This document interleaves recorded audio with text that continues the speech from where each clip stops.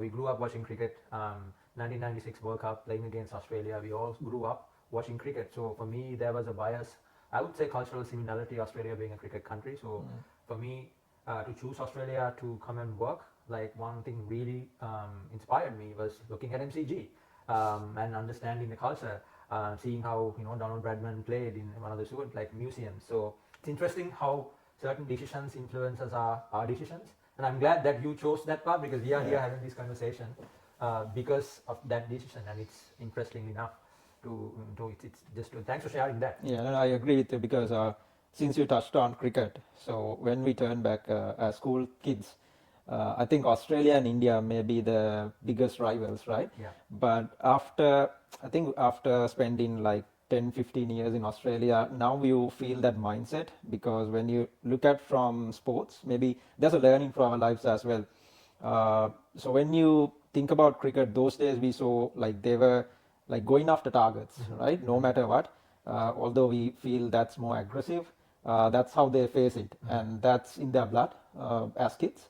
So I think that's something we could learn from sports as well.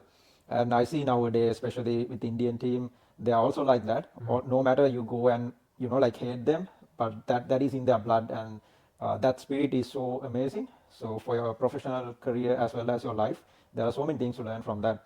And going back to the decision making, which influence based on the things we went as kids.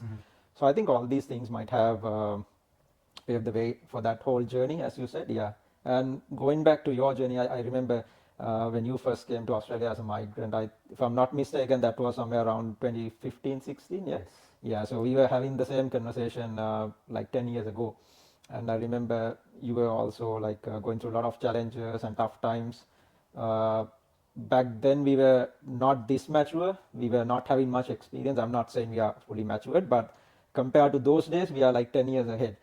So I'm also happy to see like the way you have progressed throughout that, like the past decade, and now helping students to achieve their success and their growth. And also, I'm really, like excited when I see the stories. They found their first jobs because of your mentorship and your guidance. It's really interesting to see.